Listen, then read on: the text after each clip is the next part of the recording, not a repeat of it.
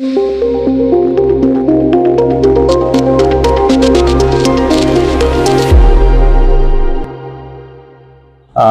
रोजी आमच्याकडे ज्ञानेश्वर महादेव वीर हे मुख्य व्यवस्थापक आहे ज्ञानेश्वर माऊली समाधी संस्थानाचे यांची आमच्याकडे काल सायंकाळी तक्रार प्राप्त झाली। त्यांच्या तक्रारी अनुषंगाने आळंदी पोलीस स्टेशनला गुन्हा दाखल करण्यात आलेला आहे। त्यामध्ये त्यांची तक्रार अशी आहे की त्यांच्या संस्थानामध्ये सेवक म्हणून काम करणारा विशाल बाळू वारुळे वय 33 वर्ष राहणार 24वाडी मूळ राहणार नारायणगाव जुन्नर हा मागील जानेवारी महिन्यापासून हा त्यांच्या संस्थानामध्ये काम करतोय सेवक म्हणून आणि या महिन्यातल्या 12, 13 आणि 16 तारखेला सीसीटीव्ही फुटेज त्यांनी चेक केला असता त्यांच्या असं लक्षात आलं की मंदिरामध्ये ज्या दानपेट्या ठेवलेल्या आहेत त्या दानपेट्यामधील पैसे काढण्याची कॅशियर बरोबर पैसे दानपेटीमधून काढून कॅशियर रूम मध्ये जमा करण्याची जबाबदारी त्याच्याकडे सोपवण्यात आली होती आणि त्याने त्या दानपेटीमधून पैसे काढत असताना त्यातील काही पैसे हा त्याच्याबरोबर असलेल्या थैलीमध्ये तो टाकून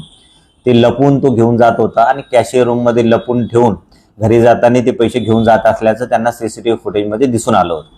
सदरचं सीसीटीव्ही फुटेज त्यांनी बघितल्यानंतर पोलीस स्टेशनला तक्रार दिली। त्यावरून आळंदी पोलीस स्टेशनला सदर सेवकाविरुद्ध गुन्हा दाखल करण्यात आला होता।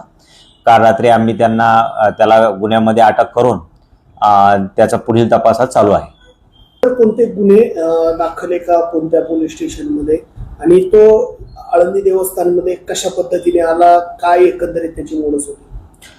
मंदिर प्रशासनाकडून मिळालेल्या माहितीप्रमाणे तो 1.5 ते पावणे 2 वर्षापूर्वी आळंदी मंदिरामध्ये सेवक म्हणून काम करत होता। सुरुवातीला त्याने अन्नदान विभागामध्ये काम केलं आणि मागच्या जानेवारी महिन्यापासून तो कॅशियरला दानपेटीतील रक्कम काढण्यासाठी मदतनीस म्हणून काम करत होता। त्याच्यावर काही इतर गुन्हे दाखल आहेत का याबाबतची माहिती आम्ही तो राहत असलेल्या नारायणगाव जुन्नर यवत या पोलीस स्टेशनकडे मागणी केलेली आहे। ती माहिती प्राप्त झाल्यानंतर त्याप्रमाणे पुढील तपास केला जाईल।